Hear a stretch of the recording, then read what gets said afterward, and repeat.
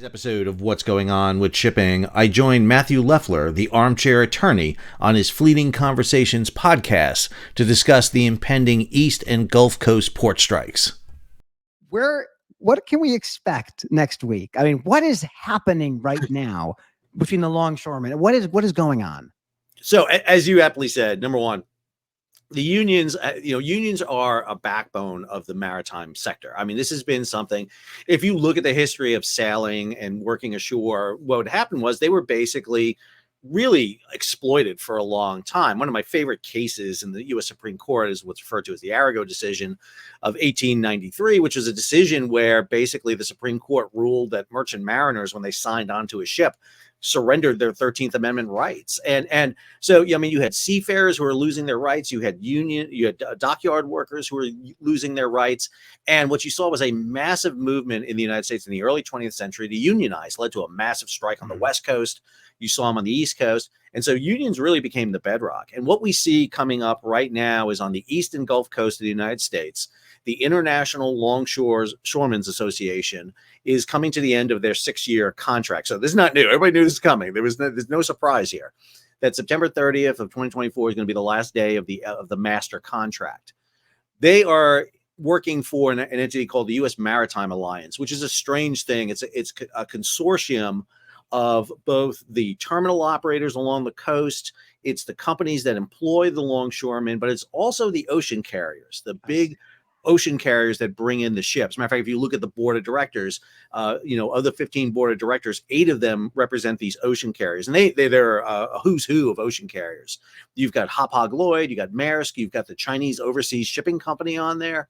And what is happening right now is that the union, the ILA, is saying that come midnight on September 30th, they're going on strike. And if you see any image of the union, just go Google search ILA and Harold Daggett, and he gives a speech where I am of the opinion that I believe him. They're walking out on midnight, September 30th, so that on October 1st, there is going to be no labor to work. Now, but I think right now, if I'm betting on this, I am taking the ILA for their word that they're going to go on strike on Tuesday. Now, we can talk about what that means, because I think there's a lot of implications coming forward with that.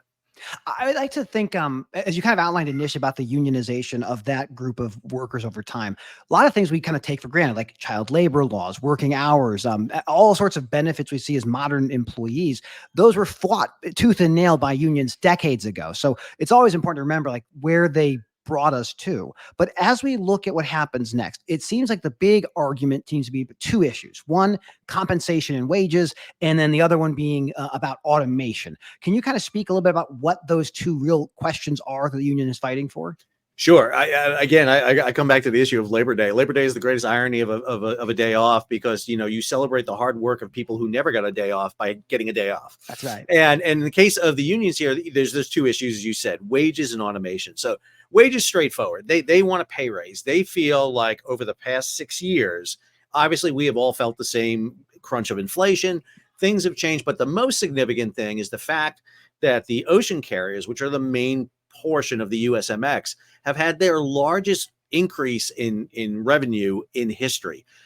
Ocean carriers are very unique. I know you talk about trucking a lot on the channel, and trucking and shipping is about the diametrically opposed industries as you can imagine, because ocean carriers, the container liners, are congregated in 10 large shipping firms.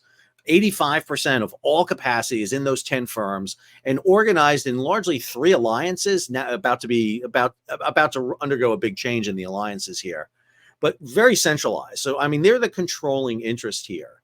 But the most insignificant thing is, because of the supply chain crisis, because of what happened with COVID, and because of the change of buying patterns of everyone, the ocean carriers made more profit in 2021 than they did in the previous decade combined. Wow. Then in 2022, they did more. And then in 2023, they didn't do as much, but it was falling off. But if you're the ILA, if you're the longshoreman, you're like, hey, okay, you guys made a massive profit. Now, the ocean carriers spent that profit. I mean, they're sailors with money in their pocket. They're going to spend it. I mean, that's what I did when I was a sailor. Got to spend that money in port. And what did they do? They bought infrastructure. They bought terminals. They bought logistics, distribution systems. You got some of them buying air travel or air freight companies. The biggest thing they've bought is ships. Because when you buy a ship, you buy it up front. You put the money down. There's no loans. You go in, you don't buy a ship till you have the money for it. And what we're seeing is this massive shipbuilding expenditure that's going in. Well, ILA is saying, listen, we worked during COVID.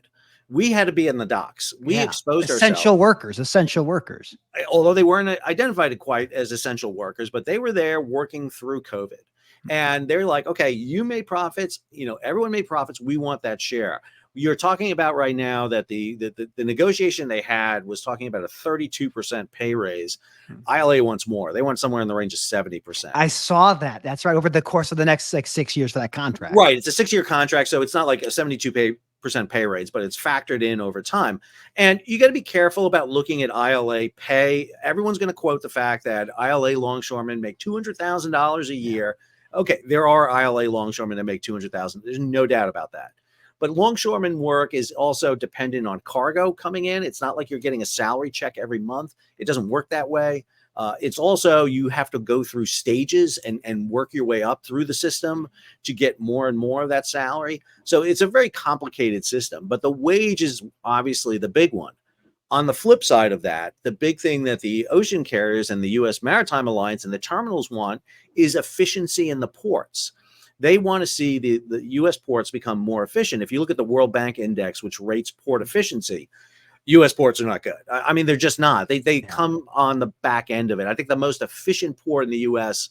in the most recent rating was Charleston at about 53 out of roughly 400 ports. Wow. So it's efficient, but nowhere near it. But you look at at the bottom, I mean, you see LA, Long Beach, New York, New Jersey, Savannah. I mean, all the big ports are kind of down toward the bottom.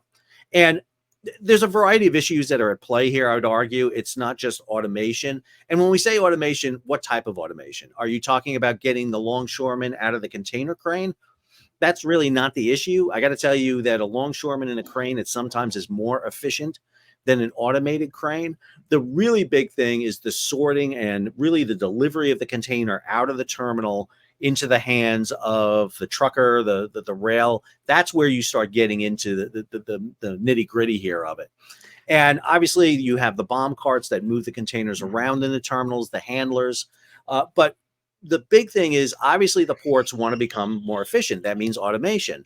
And unfortunately, what the two groups haven't been able to do is come up and sit down to a point where they can discuss automation while protecting the workers that are currently in the ILA as some of them begin to transition out into retirement.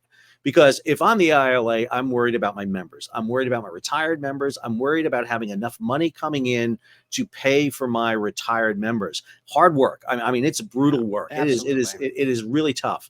So the retirement is a big issue. And unfortunately, what we have right now is the U.S. Maritime Alliance is releasing press releases saying, we're at the table, we're ready to negotiate. The ILA isn't here. The ILA is saying, it doesn't matter if we're at the table if they won't negotiate. So what we have is negotiation through press releases right now. It's interesting you brought up a little bit earlier about how different it is, the service transportation versus the shipping companies generally, of consolidation versus fragmentation. If you go back in the way back before deregulation from the motor carriers back in 1980, it was like that. It was very much these giant organizations, Yellow, CF, Roadway, Moved America. These were companies that were running in the 1920s. And even before there was any containerization or standardization, which was more like in the 50s and 60s. So it was started with the trucking companies to break them apart and fragment them. There's no way you can break apart the big shipping companies. They need that scale. But as we look at the wage issue, these are all hourly workers, right? They may be making 30, 40 bucks an hour, overtime, double time, holiday pay. That's how you start seeing. So these are not men and women working 40 hours and getting paid 200 grand. These are probably men and women who have worked for, let's say, 15, 20 years, working 50, 60 hours a week. And that's how they get those numbers. That's a really interesting thread to kind of look at. Now, on the automation front, I find this fascinating. I've always said the best application for autonomous vehicles are spotting trucks. They call them hostlers or shunters or work dogs or yard goats. But that's a place you automate. That's a great opportunity. But it seems that the union has been very reluctant to see that kind of technology creep in. Can you actually stop it from getting in? Is there any way to do that? No, I mean, I think that's, issue we were kind of talking about before the show. I just read a book on the development of Port Newark.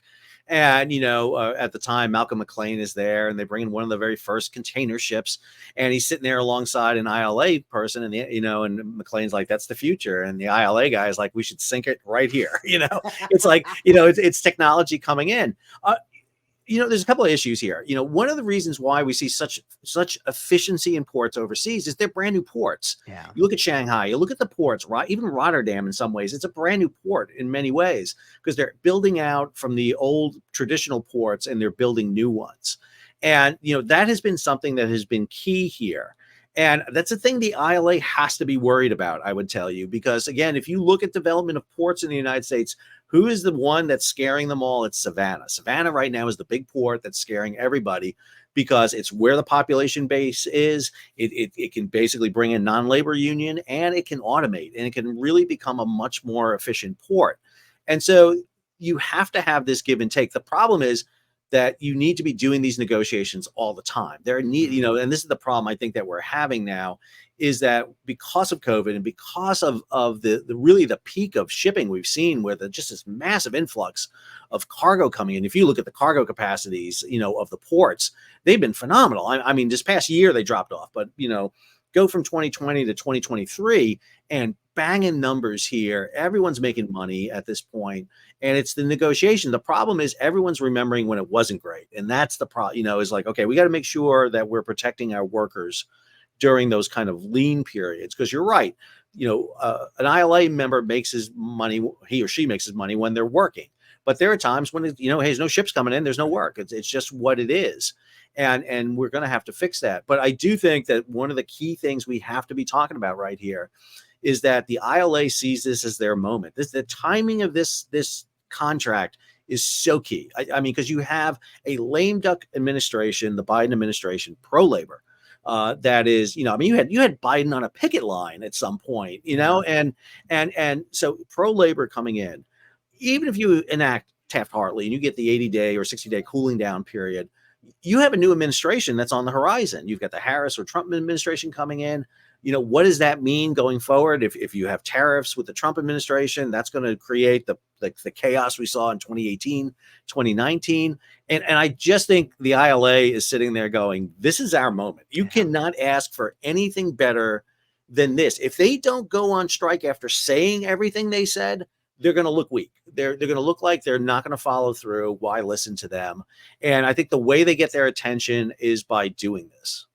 Now, that's an interesting point you bring up, because I think back to when Yellow was on the cusp of bankruptcy and they were fighting with the Central State Fund, and they had not made the payment, and they said, we're not going to make the payment. And they said, well, we're going to lose insurance for 11,000 families. We're going to go strike. And over the course of the weekend, they negotiated a deal where the Teamsters were going to allow them to continue working, even if the Central State Fund was not paid. Do you think this weekend we're going to walk in on Monday and it's going to be, we took care of it, we're all buddies again? Do you think that's feasible, or is that not? I think it's a really hard one to do, because again, if you look at the most recent one we had, which was the ILW, the International Longshore Warehouse Union on the West Coast, and the Pacific Maritime Association, they went past their deadline. They went past their deadline, and they had a year where they were negotiating, on that contract. But there was a lot of other factors that were at play there too. The ILWU had a near monopoly in all the ports. They also were under some pressure from the Biden administration at the time not to have that happen. I think you may see, a brokered deal, but again, there's videos and imageries, and the message you're getting from Harold Daggett and the ILA is like, we're going, there's, and what gets me even more is the ocean carriers are making these statements now. I mean, you're seeing the ocean carriers are putting in their surcharges. They're making their changes. You've got the ports coming out. Beth Ann Rooney over in the port of New York, New Jersey, just unveiled, this is what we're going to do if the port shuts down, and everything. And I also got to think too, Matthew, it's really important to say this. If the ILA walks out on Tuesday, October 1st, you don't see any. There's no impact. There's no immediate impact right off the bat. I mean, it's not like all of a sudden the shelves are empty and everything comes havoc. it takes time for this. And you know as well as I do, it's going to follow that path like we saw with the Houthi in the Red Sea, where there's going to be an immediate spike. People will panic because people panic. That's what they do. And everyone's going to buy every roll of toilet paper, even though toilet paper is not imported in the United States. We make it here. Everyone's going to go buy toilet paper. You'll have this big spike. It'll settle back down again, but then the long-term impacts start coming in. And I think this is really where the ILA realizes they have a lot of leverage here. 50% imports, exports coming into through the East and Gulf Coast ports. If all of a sudden you stop moving containers in and out of the United States, this has a butterfly effect across the entire supply chain network. Because all of a sudden, I'll give you just something very simple. Empty containers are not coming out of the United States. If you don't have empty containers coming out of the United States in large numbers, there's a finite amount of empty containers in the world. That container, chain has been stretched because of the Houthi. You got to add an additional 5,000 to 8,000 miles on your voyages now. Wow. And which means that if containers don't leave in October from the United States, they're not back in East Asia by November, December. They're not there for the February, March kind of kickback up of it. And now you see the long-term impact. And, one of the things we've seen over the past 3 years that I've been doing this is Ever Given gets stuck for 6 days in the Suez. The effect of Ever Given getting stuck in the Suez is 4 months. I mean, you see the system get thrown off. Houthi right now diverting around Africa. If the Houthi tomorrow said, you know what, love and kisses, we're done, you can start coming through the Red Sea, that's going to take 3 to 4 months to do. And I think the ILA know we're going to cause more attention if we do this. There'll be pressure coming not just from within the United States, but from the outside. I also think the ILA is sitting there going, we're a union. Nobody likes us anyway. What do we care? Nobody likes unions. Our focus is not our perception. It's the bottom line. And these guys have been making money for a long time. We want our share. If ILA goes on strike, let's just say that there isn't a final deal, or they decide they're not going to work without the contract like the West Coast counterparts did. If it does go on strike, if it goes on for a week or two, probably not the end of the world, but how long until it really, to your point earlier, until the impacts become almost impossible to untangle, when you're talking months and months and months of. Right. So again, you go back to the issue. Okay, what are we talking about here? I think the ILA would be stupid to strike regarding cruise ships. That would be the biggest blowback they get, because that's how most Americans get any view of maritime. So I think there'll be an exception for that. I think that the industry that gets hit the first is going to be manufacturing, because manufacturing cannot have stockpiles of machinery parts for building. They're literally running on just in time. As much as we say we get away from it, they can't, because you're running on production cycles overseas to get goods in here. They're the ones that are going to have the biggest impact. All of a sudden, you're going to see truck and car manufacturers, tractor manufacturers, machinery, you name it. Key components and parts are not going to be going in. So you're going to start seeing that impact right away. Food's not an issue. 85% of our food is grown in the US. So maybe you don't get your imported, whatever it is. Olive oil, Sal, my olive oil. Your olive oil is going to be a big one. Bananas is the one everyone's kind of freaking out about right now. Bananas are going to be the big one. So you're going to see it in some key commodities. But again, it goes to the issue, and it as well as I do, that a lot of goods are already free flowing and moving. We've already seen this. We saw that some people have shifted to the West Coast. We see the numbers going up in the West Coast ports. If you look at the trend in West Coast ports from 2017, go back before even the supply chain crisis, West Coast ports were gradually losing their business. They were losing their business, and that was largely because of the opening of the new lane of the Panama Canal. You could bring container ships through the Panama Canal that no longer were 4,500 box ships, but now you can bring 17,000 box ships. Well, it's rained in the Panama Canal. Panama Canal is wide open. That went away, but we're still seeing the West Coast getting these additional numbers. And as well as I do, you can't just turn a ship around. You can't just sit there, well, I was going to Charleston, now I'm going to go to LA. That doesn't work, because you have to have the infrastructure set up to receive that cargo. You got to have warehouses, distribution centers. And the big fear is you're going to create a mirror to a lesser extent of what happened in 2021 on the West Coast. You'll jam up the system because we haven't really fixed the drayage problem, which is worse, I would argue, on the West Coast. You haven't fixed Class 1 rails. You've moved a lot of distribution centers from the West Coast to the East Coast because it was found to be cheaper to set them up in Georgia and South Carolina and Texas. So it's going to have, again, it's that it'll be the immediate effect. You're going to feel it all of a sudden. You'll see the panic. Things will settle down. Oh, it's not as bad. Things are still, you can still get things, but then the long-term impacts hit, and that's when things resonate. And the damage that happens here, if the ILA is out for more than a week, it starts having long-term knock-on effects. So that even if they come back in, you've damaged the system. I always, the analogy for me for supply chain is always going to be, kind of the blood vessels of the body. Yeah, exactly. Absolutely. I love that analogy. If you pinch off the blood going to your pinky a little bit, it's not a big deal. You can still work. You can still operate. If you do it for a long time, you're going to permanently damage the pinky. If you do it to, the vein, the artery going to your arm, it's going to have a more detrimental effect over time. And the longer you do it, the more catastrophic it becomes. And it'll take longer to recover from it, if you can even recover for it. Because that's the other thing the ILA has to be worried about, is that if they go for too long, they damage themselves to such a position that the West Coast and potentially non-union ports take the business away from them. And then they're worse to themselves than what could potentially happen with not going on strike. I think that's a great point you bring up, because the longer it goes, the other ports can find a way to absorb some of that capacity. Maybe we don't see ships sitting out for months on end. Maybe you see a backlog of a couple dozen ships, or maybe 100 ships, but that change in behavior is hard to reverse. So once it goes that direction, you really can't pull it back. I'm kind of curious on your thoughts on, like, what specifically on the automation front are the longshoremen so against? Like, is there, because I've read they want a ban on automation. I've seen different ways of talking about it. The wages make sense to me. I understand like what increases over time could be, but what do you think the automation piece really is that's driving this? So, I mean, if you listen to the most recent issue, so one of the things that got them really spun up, and they've said this, was the introduction of an auto gate system down in the port in Mobile, Alabama. Now, let me be clear, that gate system has been there for a while.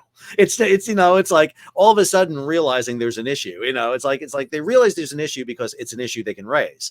And so they're like, well, this is the big problem. They've introduced this auto gate system where basically you remove the personnel and you can scan in, scan out, and that removes some employees. Mobile had been transitioning to that for a while and everything. Again, it goes back to that efficiency issue. And I know, I'm sure you do it. Every time I post a video and I talk about ports and everything, I'll get the truckers on there. It's like, oh, longshoremen. They just, they're standing around doing nothing. They make me wait. I got to stand out in line for 4 hours with no bathroom. And while these guys are making money. And the automation issue is really key, because again, there's different levels of automation, as you mentioned.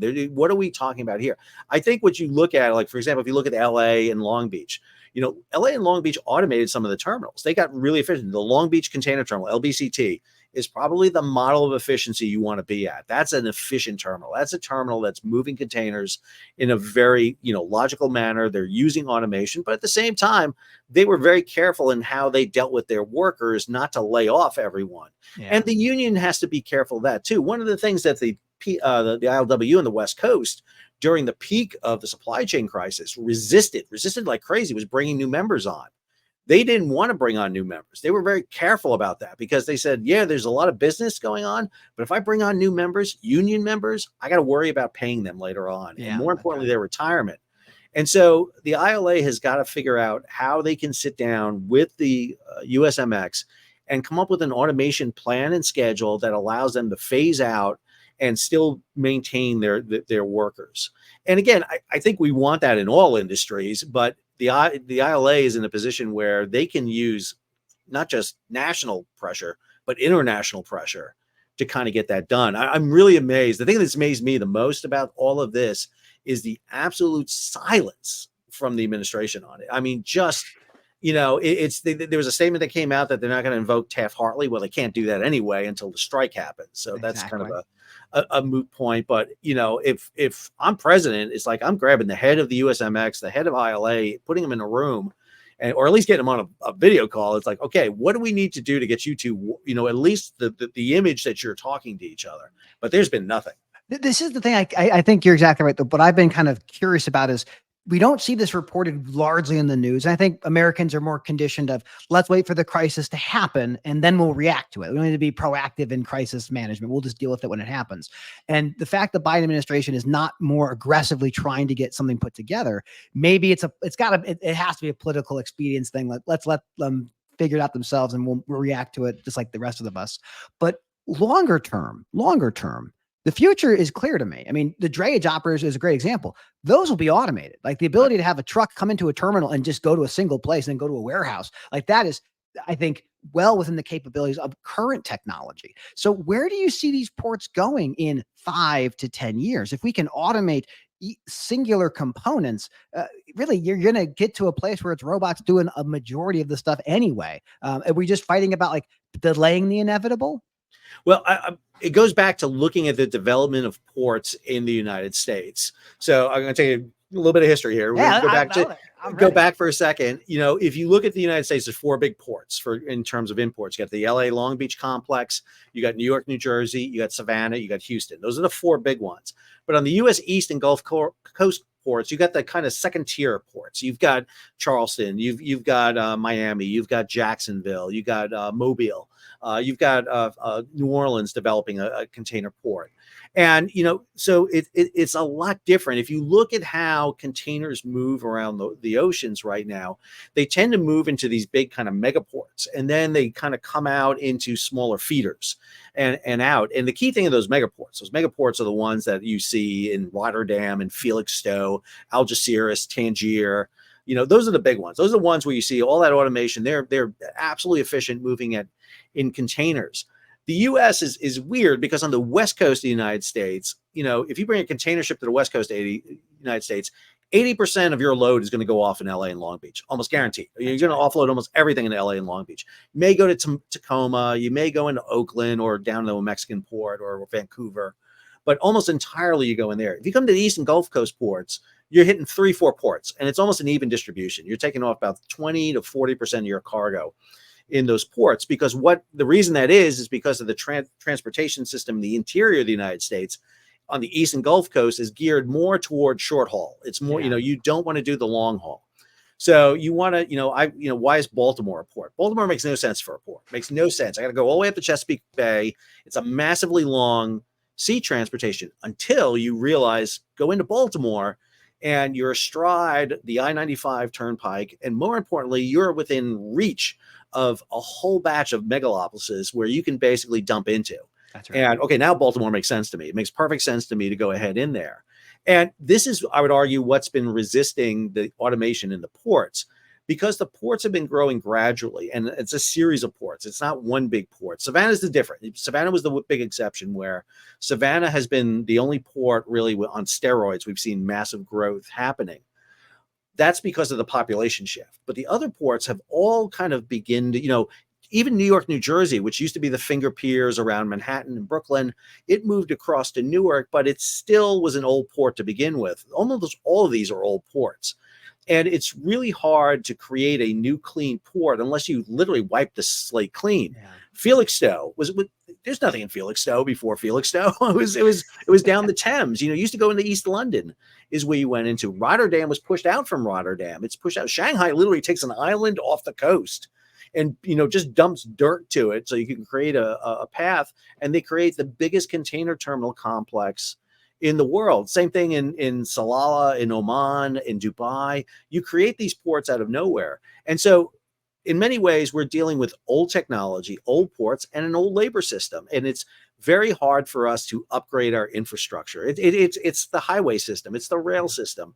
Ports are no different than what you talk about when you talk about the inland terminals. Why is it so hard to get Class 1 railways up and advanced and moving, get high-speed rail in, improve our system of trucking on the roads? Now, it eventually hits an inflection point, and I think the ILA has got to be careful about pushing this inflection point too much, because they may automate themselves out of a job if they go on strike and stay on strike too long, because everyone's saying the same thing. I lost my job because of automation. I worked in a bank. I don't work in a bank anymore. It's a clerk. It's an ATM, or I was a toll booth collector. That's gone. All these jobs go away. And I think the ILA has got to be very cognizant of this, that they may lose themselves if they're not careful. Yeah, I think the American population doesn't want to pay more for things. And I think the thinking some people have is if you prevent automation, if you prevent ways to save money, then you're going to just make it more expensive for everybody else. And when I think about like this challenge of technology we see, as regulators, it really kind of outpaces our ability to regulate it. I look at there's a class one rail in Illinois that got hit for a biometric privacy invasion type of thing. They were scanning drivers' retinas and then their fingerprints, and they were hit with I think $5,000 per scan fee for not disclosing and having the driver sign off. So I can understand like the reluctance to adopt certain technologies, and I do also get concerned on what does the cybersecurity look like? How do you build something that can't be hacked or destroyed by your adversaries? And those are things that would make me hesitant to adopt technology. But to your point, it's inevitable. I mean, I've been in high-speed manufacturing facilities that are doing precision manufacturing where there are no humans. There's a lot of human being mechanics who will service that equipment, but there is not humans that are hand packing things into boxes anymore.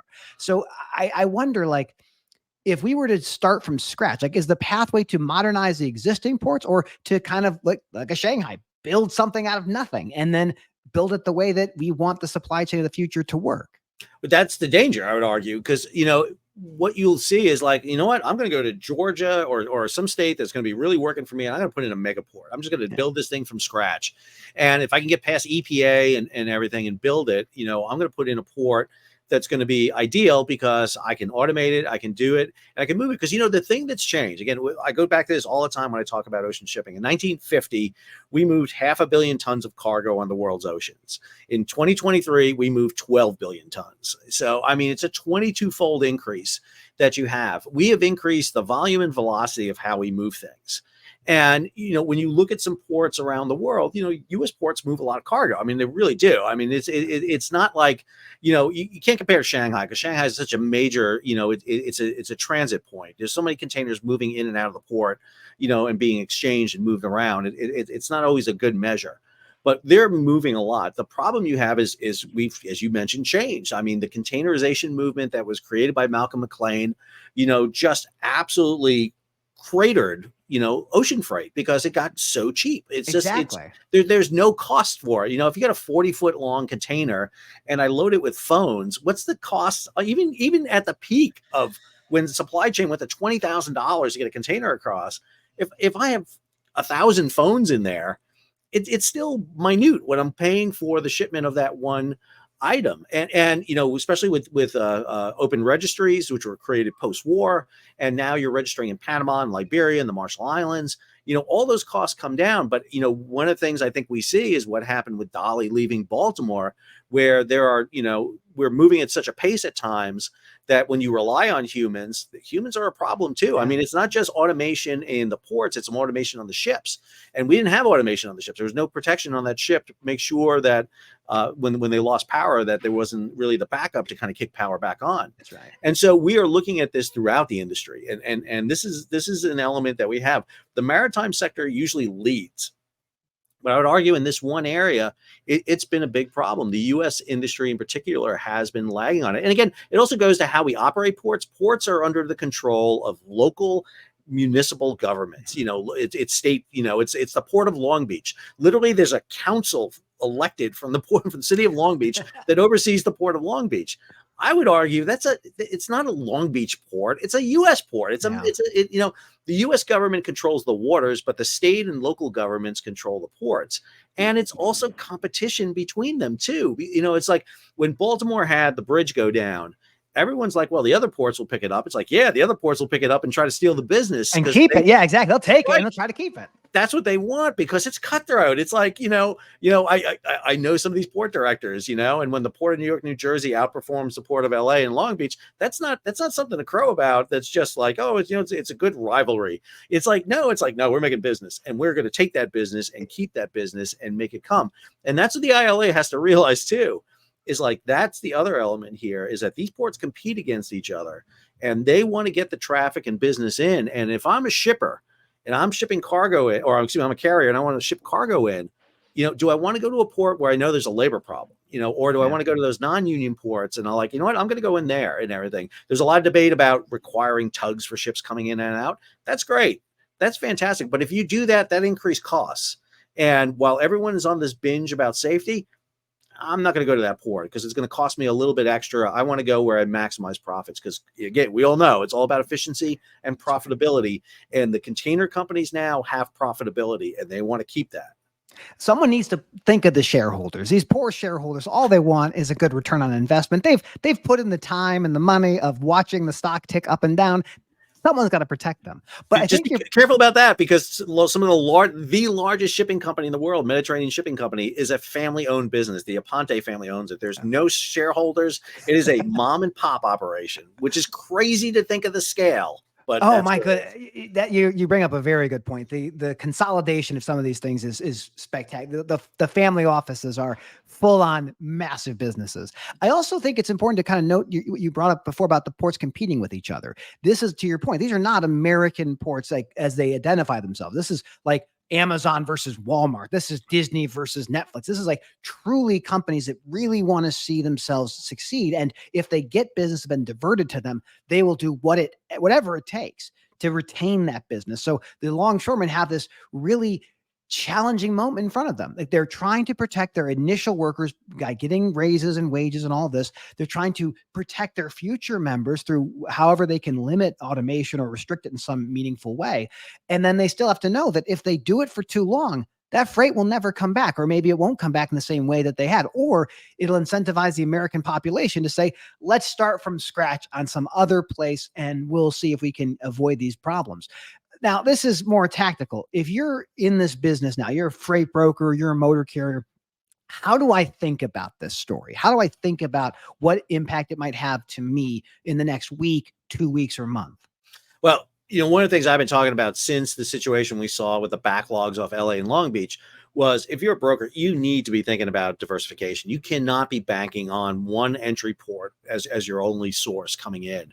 You have got to have backups in place so that you can be able to, as flexible and nimbly as you can, be able to shift ports. I mean, we're seeing that. We're seeing cargo moving by air, but air capacity is at its limit. We just don't have any more airspace to really pack ships, aircraft on. We also got a little bit of a fuel problem right now, getting enough jet fuel out there. So we're seeing that escalation costs.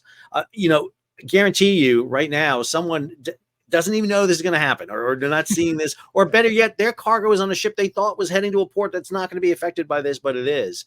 And I mean, we're literally going to see, if this happens on midnight on September 30th into October 1st, ships tied up at the dock can't leave. I mean, they literally can't leave because the ILA does the lines, and you can't touch the lines unless you're an ILA worker. And so we're going to see ships stuck. I mean, they're literally going to be stuck. And so, if you're the broker and if you haven't gotten that figured out yet, that's a problem. Obviously, if you can shift over to the West Coast, that's a short-term solution. I mean, you're seeing Canadian ports being talked about, Mexican ports coming in, the Mexican ports of entry coming in. We're seeing ship cargo going down to Panama onto smaller feeder vessels, potentially coming up to some of the smaller ports. Again, it goes into the issue of how you can get that freight moved. The problem is some of that cargo is coming from Asia around Africa. It sailed 4 weeks ago. And, at the time, the ILA, may not have been really on everyone's radar. They'll get this figured out. But as we're coming to the brink now, there's not a lot you can do. There's no ship. There's no way you're going to divert vessels in at this point. So, if you haven't made it, and I'm really interested to hear the numbers come out, because I do think a lot of people front forwarded as much as they could.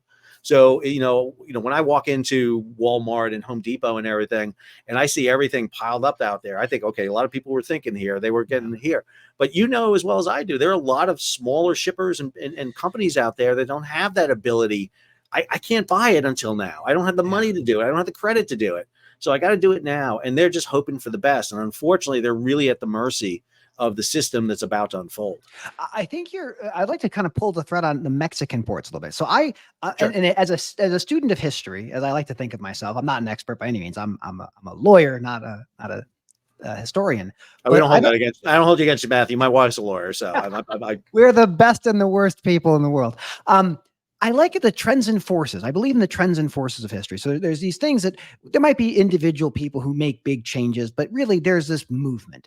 And we've seen, we call it nearshoring or China plus one, this philosophy of we need to find other places. And Mexico has become a very good spot for doing domestic manufacturing or North American manufacturing. What would stop someone to basically make a mega port in Mexico? And then be able to break that bulk apart, toss it on the rails or toss it on the back of a truck and bring it to the United States. Like, is that a threat that as Americans we should think about as we look at this potential strike on the East Coast? No. I mean, it's been talked about for quite a bit. The biggest limitation is rail in Mexico. That's the biggest. That's going to be your limitation, is the Class 1 rail getting out of a Mexican megaport. And we see them developing on the West Coast.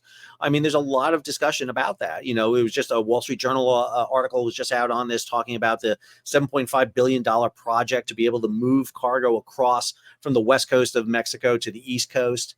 They're really trying to dig into that. Problem you have is the inherent Class 1 rail system that's exists in Mexico, and of course the ports of entry coming in. As long as you clear the ports of entry, you're good, but those are not dependable ports of entry at many times. Something happens, you shut down the port and rail can't come across sometimes. So that's the other element that comes in. I think Mexico is a very suitable one. But one of the things we have been seeing, but if you look at the decrease in imports coming in from Mexico, measure that against the increase of imports into Mexico, from China. We're importing less from China. Well, a lot of those imports that were coming to us now are going into Mexico. That's right. So I think we're starting to see that quite a bit. And even if you nearshore, even if you start setting up factories and production centers in Central South America, you still got a shipping issue. You still have to get that cargo into the United States. And it really goes back to, if we had a national port strategy, which we don't, we have nothing like this. There's nothing like this exists. But if you had a national port strategy, do you go as like, okay, we're going to go with the four corner strategy. We're going to go with LA, Long Beach, Houston, Savannah, New York, New Jersey. Those are our mega ports. Let's automate them. Let's those be the focus where we're going to focus our automation, make those ports as efficient as you can. And then the smaller ports become feeder ports up and down the West Coast. You develop Oakland, Coos Bay, Seattle, Tacoma, San Diego, same thing along there. And then, those ports would slowly transition to more automation over time. But that's a national strategy, and we just don't have that right now. It would do a lot to free up space on board, on I-95, the I-5, on the rail systems there. You get into a Jones Act issue, which I don't want to get into because it's a whole other issue you get with U.S.-built ships if you're moving cargo between U.S. ports. That's right. Okay. But if you had a national port strategy, that I think would help with the labor issue. It's like, okay, we're targeting this. Federal money is coming in here to help automate you, to make it more productive, because we benefit from this immensely. If our ports are more productive, then we're able to lower transportation costs, move cargo more efficiently. Because let's be clear, we learned nothing from the supply chain crisis. Nothing. I'm 100% clear. We learned nothing, because I'm watching what's happening in LA and Long Beach right now, and it's deja vu. I mean, you're watching the empty containers pile up, and I'll go back. Lauren Began's watching us right now. Lauren Began and I have this issue where the FMC did a report in 2015 that predicted everything that happened in the supply chain crisis. Everything that happened, they predicted it, and it went nowhere, because there was no way to implement those changes. And I think we really need someone to think about this. When we talk about infrastructure in the United States, it's obviously we're talking about road, rail, bridges, because that's what we see. What we don't see is ports. No one sees the ports. We have huge sea blindness. And things like Dolly and this potential port strike and other issues around the world really open our eyes to it. And if we had a national port strategy where we had, we weren't just doling out federal money because you had a snazzy packet that came in and it looks good.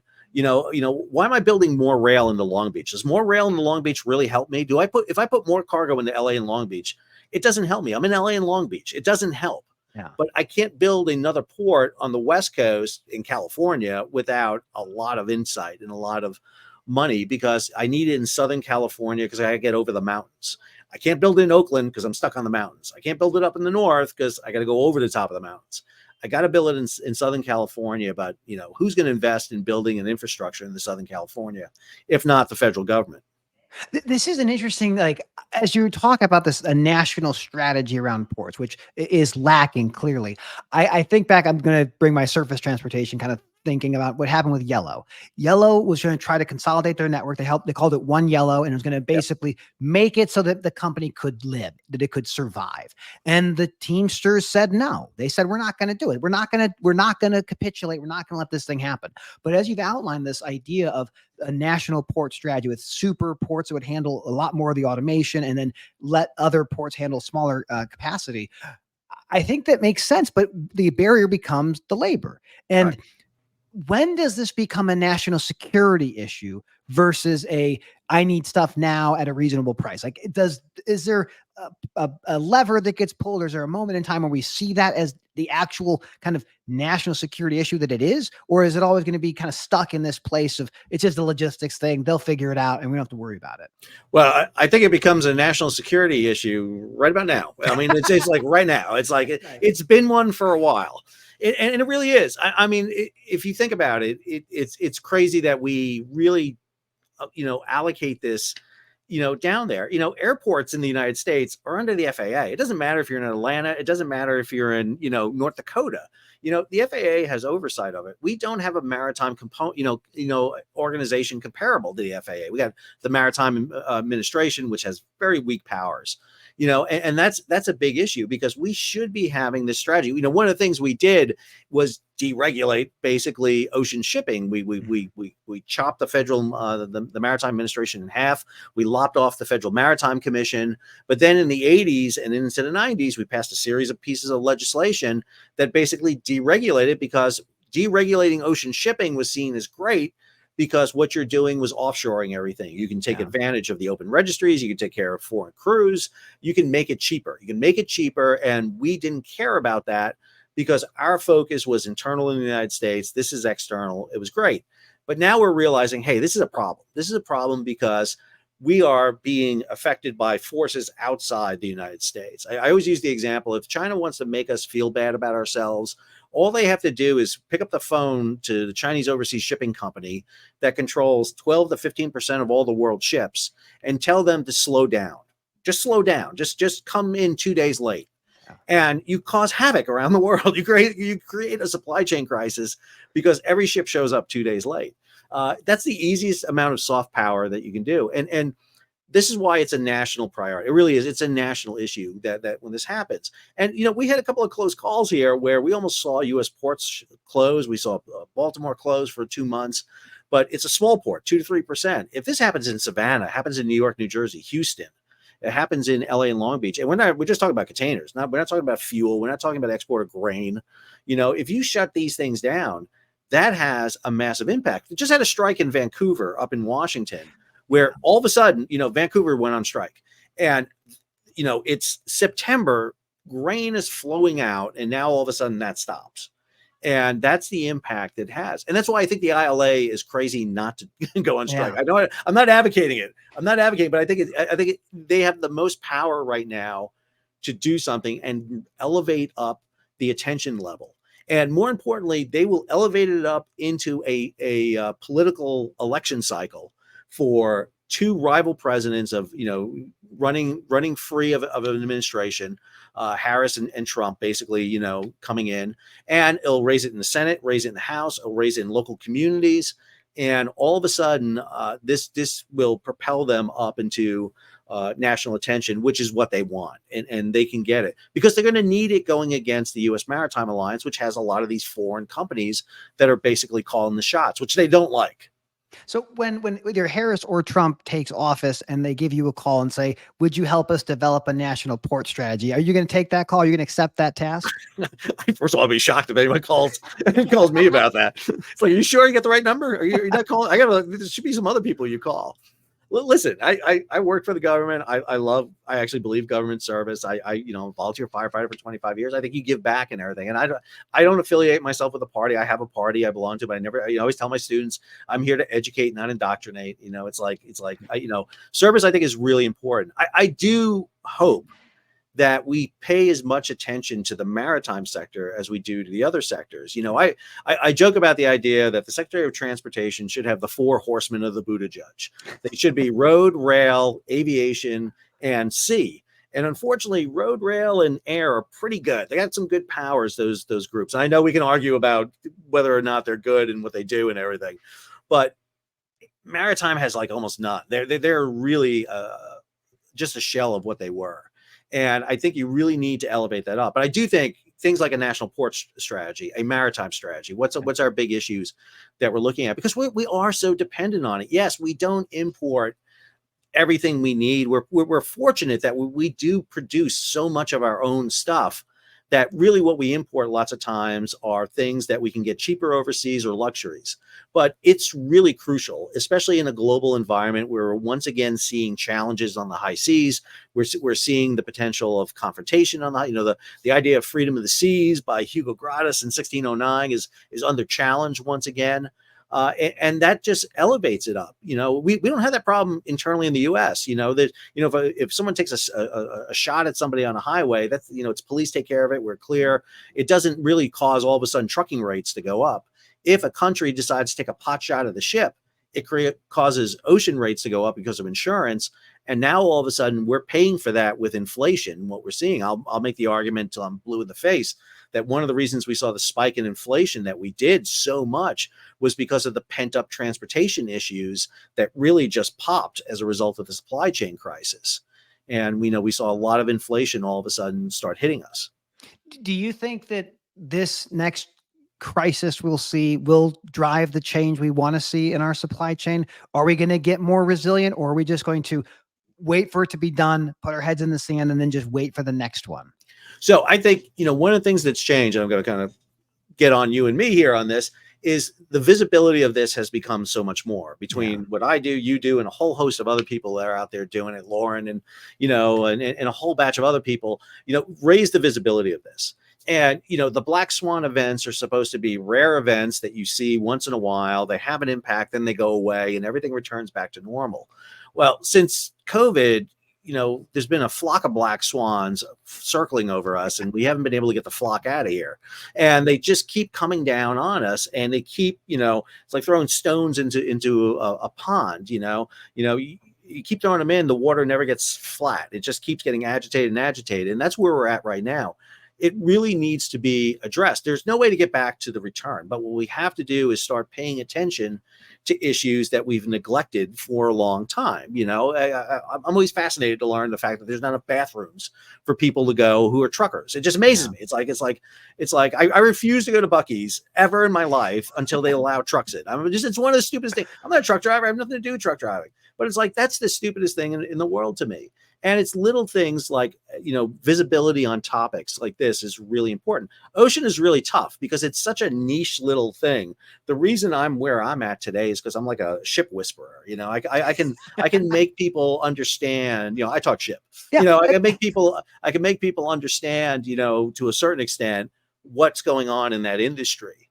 And I think it's really important because we don't. And unfortunately, a lot of people who make decisions for us, government and everything, have no idea what the ship they're talking about at times.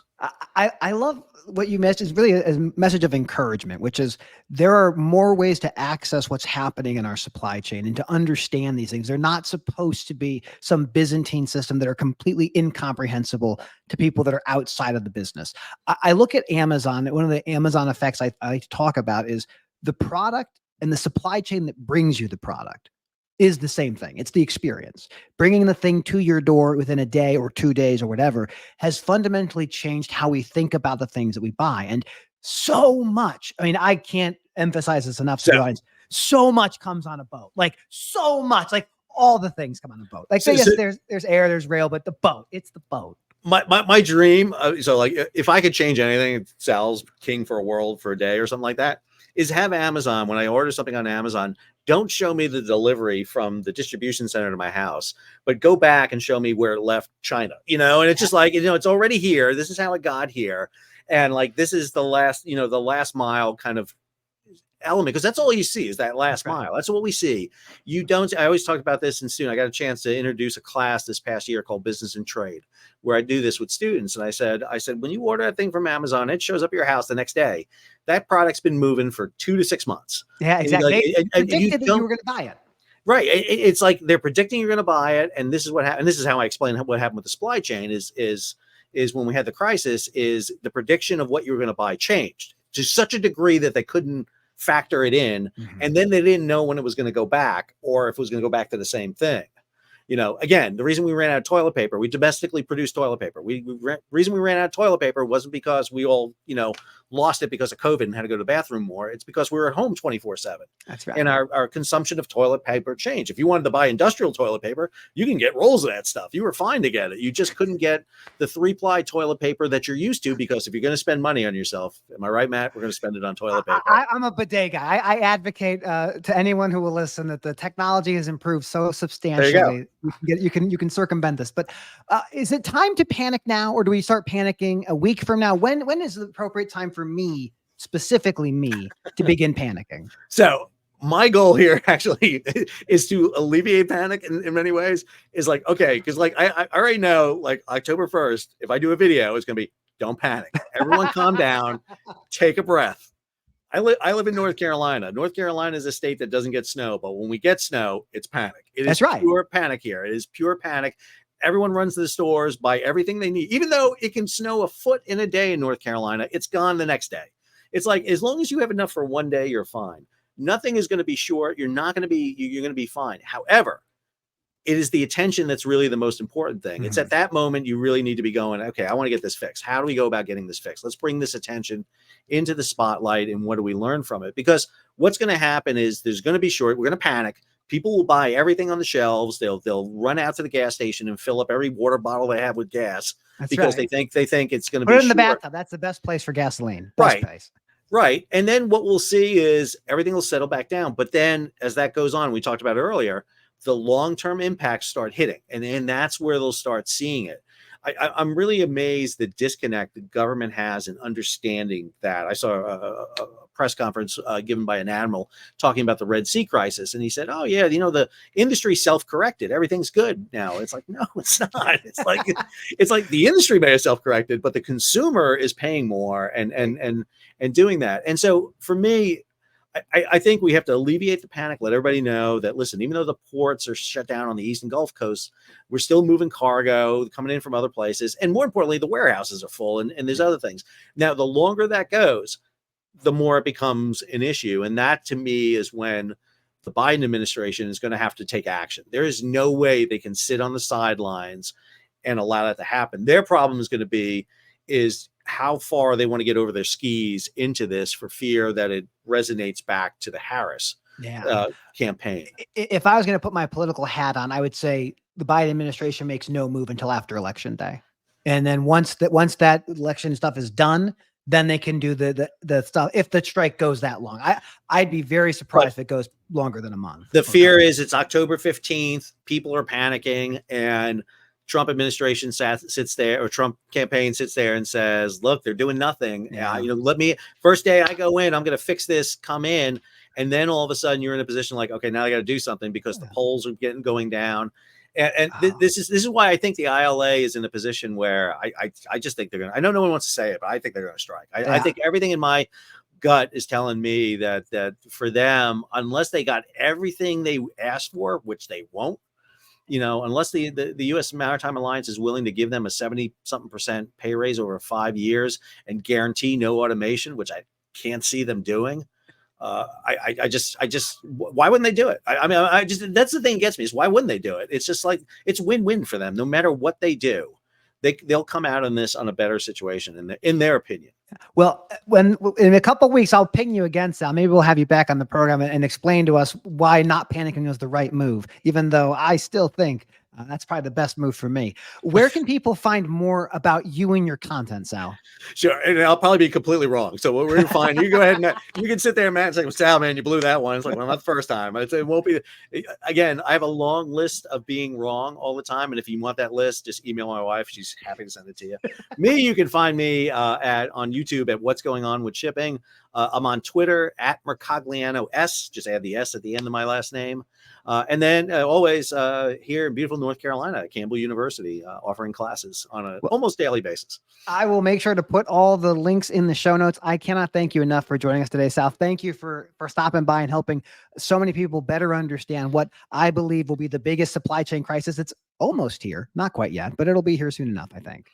And I'll be with you there in the midst of the panic. Well, thank you so much, sir. I appreciate you. Well, there you go, everybody. Let me press some buttons here. I cannot thank you enough for joining us today with this incredible conversation with Professor Sal Mercogliano, one of the most well-known experts on the maritime shipping world, historian, professor. I think it was a great conversation. We'll have this all in the show notes. We'll have it in the podcast in a couple of days, maybe. As always, thanks to my friends at DAT. It's in the freight. Thanks for supporting our podcast. And Gear Up has an initiative going on. If you're a trucking company or a trucker that has DAT, you've automatically been upgraded the next tier until I think October 23rd is when it ends, and back October 24th, you're right back at where you were before with no additional costs. Thank you, as always, for tuning in. Have a great day. And then I hit the buttons and it stops.